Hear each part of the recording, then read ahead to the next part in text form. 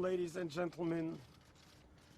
We are here together, standing on sacred property, a synagogue, a house of prayer, where 24 hours ago saw terrorism in the worst of way. Yesterday was the last day of Passover. Passover, we celebrate our freedom, our independence from slavery. Yesterday was a day that we came together for memorial service for those from the past generations. My wife and I came here 33 years ago. This was an empty piece of land. I was 24 years old, she was 20 years old. We dedicated our life to do good for humanity. We built this community center with the help of all of our members and our supporters and our philanthropists. It was no easy task. We built it with one goal in mind, that this should be a warm home, a welcoming home, a safe home, that people from all walks in life can come and partake in all of our programs, from our preschool, our synagogue, our wonderful friendship circle serving children with special needs. This is what we are all about. After 33 years, we did not expect what happened here yesterday. I was preparing for my sermon. I walked out of the sanctuary and I walked into the lobby and I met my dear friend, Lori Kay, a blessed memory. She came here because her mother recently passed away, and she wanted to honor her mother at the memorial service. She invited her daughter Hannah to come and sit with her only daughter, who drove down from LA to be with her mother for the memorial service. She looks at me in the lobby. She says, "Rabbi, what time is Yizkor? What time is the memorial service?" I told her at 11:30.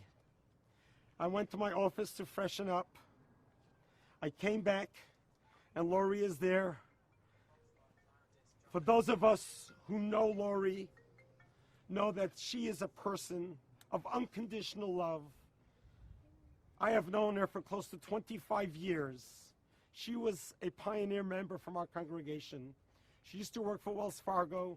She helped secure us the loan for this building, which was a very difficult task in the early 90s. She was one that went out of her way to always be there for those in need.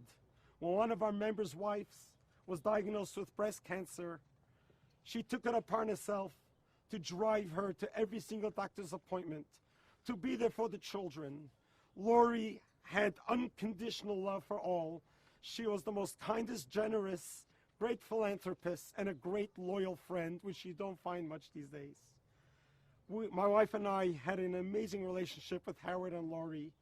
We were there when their only daughter was born, Hannah, and they were like brothers and sisters to us. 2 weeks ago, our youngest daughter got married. Lori and Howard flew to New York to dance with us at this wedding. And we just looked at the picture of the bride and Lori dancing together so beautifully. And here we are in the lobby on one of the holiest days of the year, the last day of Passover, smiling at each other. And I walk into the banquet hall to wash my hands. I walk 2-3 footsteps when I hear a loud bang. I thought Lori may have fell, or the table tipped over in the lobby right here. I turn around and I see a sight that undescribable. Here is a young man standing with a rifle, pointing right at me. And I look at him. He had sunglasses on. I couldn't see his eyes. I couldn't see his soul. I froze. My first concern was, what's with Lori? Where did that noise come from? What's happened to Lori? And as soon as I did that, I took a look, and more shots came running right at me. And I lifted up my hands, I lost my index finger on this hand after 4 hours of surgery yesterday. They're trying to save the index finger on the left hand. I turned around and I saw the children that were playing in the banquet hall. I ran to gather them together. My granddaughter, 4.5 years old, sees her grandpa with a bleeding hand, and she sees me screaming and shouting, "Get out, get out." She didn't deserve to see her grandfather like this. I ushered all the children out. Mr. Almog, Israeli war veteran, who's only too familiar with these types of scenes, ran into the banquet hall, gathered more children. He got a bullet in his leg, risking himself to save the children. And little Noah Dahan was hit by shrapnel in her leg and very close to her eye. And thank God Almog is well, and Noah has been discharged from the hospital, and they are in recovery. Miraculously, just miraculously, the gun jammed. And in attendance at the synagogue, there was a Border Patrol off-duty agent, Mr. Jonathan Morales, who recently discovered his Jewish roots. He would travel 3.5 hours from El Centro to pray with us at our shul, at our temple. He felt great camaraderie here. He felt this is his house of worship. And many of times I'd say, "Jonathan, you work for the Border Patrol. Please arm yourself when you are here. We never know when we'll need it." As soon as the gun jammed and as soon as the shouting was going on, he jumped up in pursuit. Oscar Stewart, a former soldier, jumped into action. He tried to tackle down the gunman. The gunman just exited and ran away, got into his car. This is all I understand from hearsay. I didn't see it. And Jonathan pursued him and was able to discharge his weapon and got the car a few times.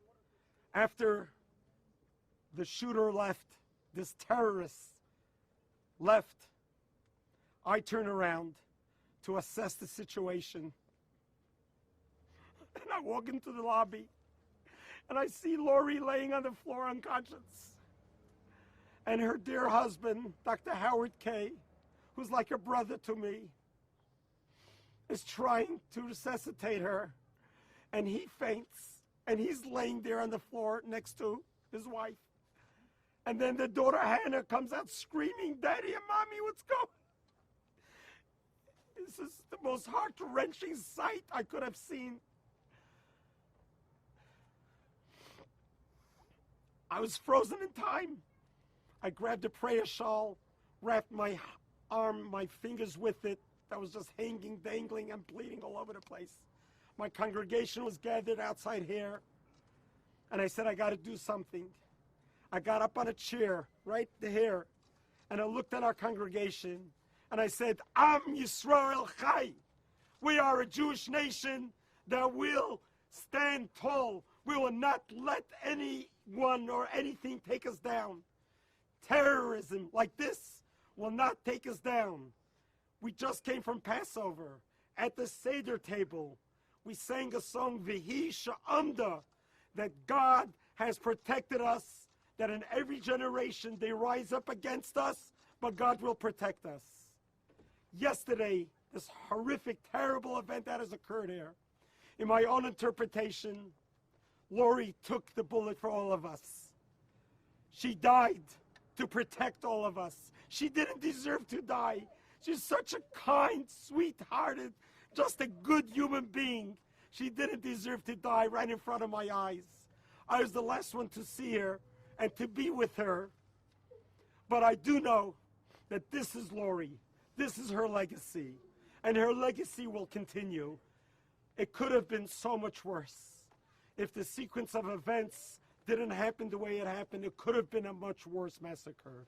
But I grew up in Brooklyn, New York. The Chabad Rebbe, the Grand Lubavitcher Rebbe, was my teacher. I grew up with him, and he taught me that we need to battle darkness with light. No matter how dark the world is, We need to think of light. A little bit of light pushes away a lot of darkness. A lot of light will push away much more. And the Rebbe would say, we all need to teach everyone, no matter what religion you're from. We need to do random acts of kindness. We need to tilt the scale. There's so much darkness now in the world, but you and I have the ability to change. I will never forget yesterday. My missing finger will forever scar me physically, but it's going to remind me how vulnerable we are and also how heroic each one of us can be. We're all created in God's image. We are all partners in creation. No matter what faith or religion you're from, we all have to make this world a better place to prevent this from ever happening again. And to this, I want to thank our dear mayor. I have been in Poway, living here my whole life since I got married. Our children grew up here. Now our grandchildren are growing up here. This is literally, I felt, my safest place. Growing up in Brooklyn, New York was not a very safe place. I came to Poway because I knew it was a very safe place. And it still is the safest place. No matter what happened, we are going to keep our freedom tight and close to us. We're going to stand tall. We're going to grow from it.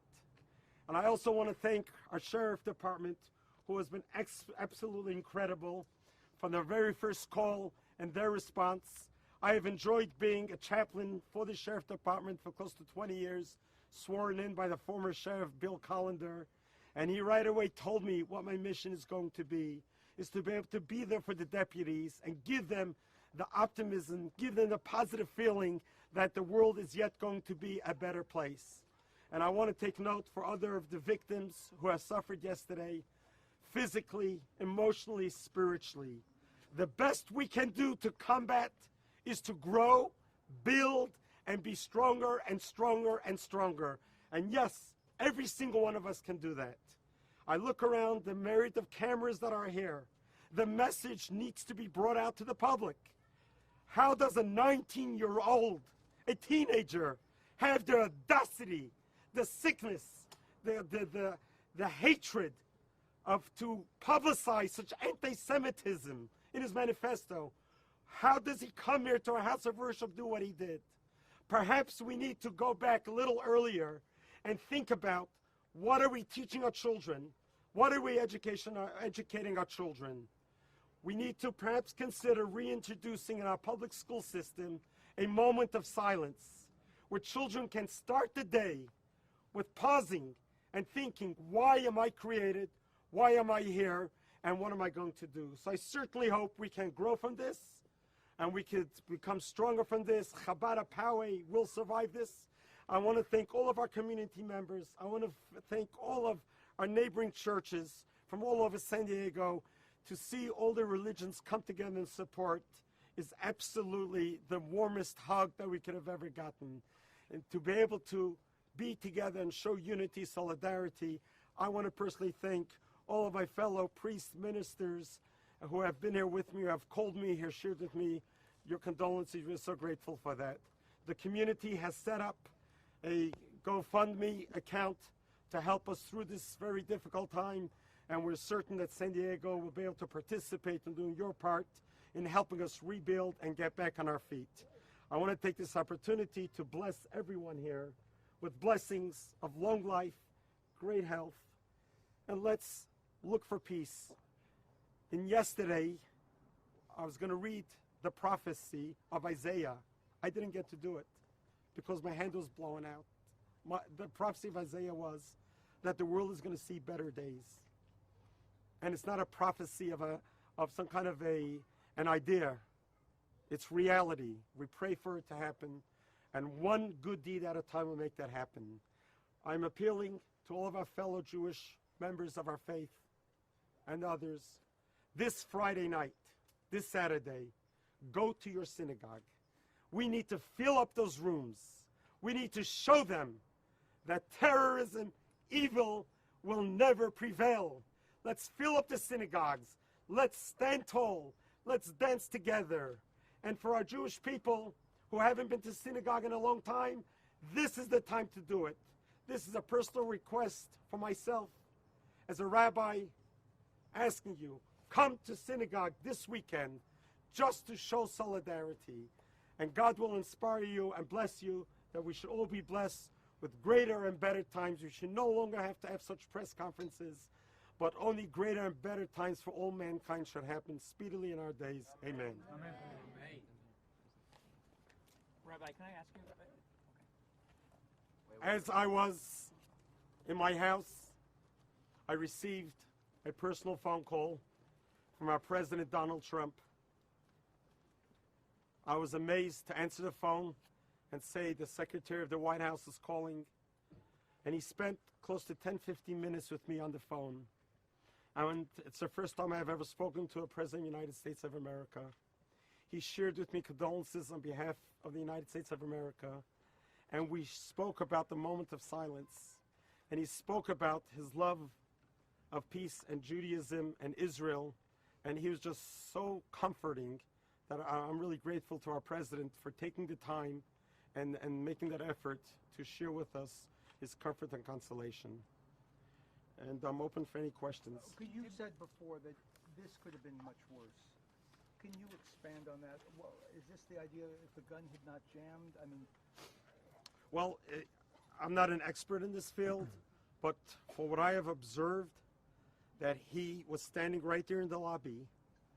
He was aiming at me in the banquet hall, but he could have as easily turned left, gone into the sanctuary where the seats were full for the memorial service, and he could have just used all of his clips that he had, and it could have been such a bloodbath. I don't even want to fathom to think about how that would be, but that's... I think we're going to try to wait with the questions till the end. We're going to hear the comments, and then at the end, if there's time, we'll take some questions. Thank you, Rabbi. Sure. I'd like to ask our sheriff representative to please share with us. Well, my name's Jeffrey Duckworth. I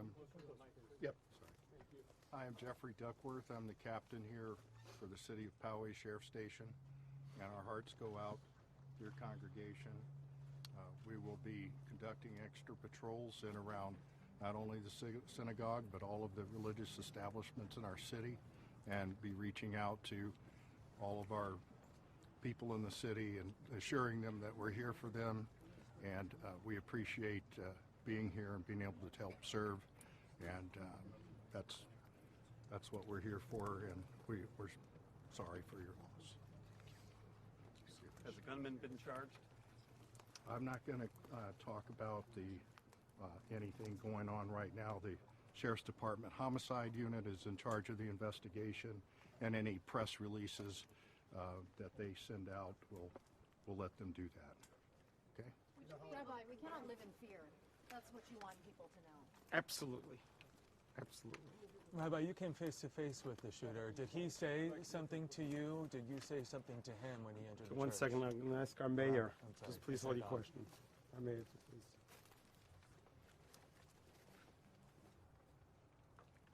We love you.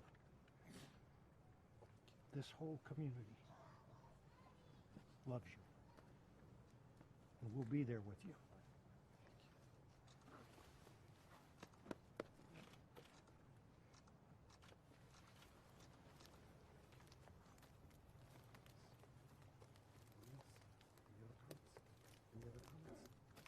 All right, we'll take 2 questions. Rabbi, if I can again, Here, go ahead. Did the shooter say anything as he entered the synagogue, and did you say anything to him in that moment? I did not see him enter. He entered already as I was walking. But when I turned around after the first shot, I didn't hear him say anything. Rabbi, you said that you asked your friend to hold. In the past, is that true? What was that? Our understanding is that your congregation had trained for active shooting scenarios. Is that true? Well, the city of Poway had a conference that I attended, many members of our congregation, where they were talking about the active shooters, how to deal with it. And how did that help you yesterday? Tremendously, because they evacuated so well. We had so many exit doors that it was so effective that people really, they ducked down and they crawled out to safe areas. All right, that's gonna be it for now. Mention the vigil tonight. So I just want to make one announcement for everyone. 7 p.m. at Val Verde Park, there's going to be a candlelight vigil, and you are welcome to attend. Also, tomorrow is going to be the funeral for Mrs. Lori Kay. It's going to be probably the hardest day of my career. It will be 2 o'clock right over here. It's there's a common expression of paying last respects at a funeral. There's no last respects over here. Tomorrow we're going to salute Lori. We're going to salute her life. And we're going to keep her legacy alive. The legacy of goodness and kindness. And our heart goes out to her husband Howard and a daughter Hannah. And the show of support from our whole community at large has been exceedingly comforting to them. And I thank you all for that. Thank you, Rabbi.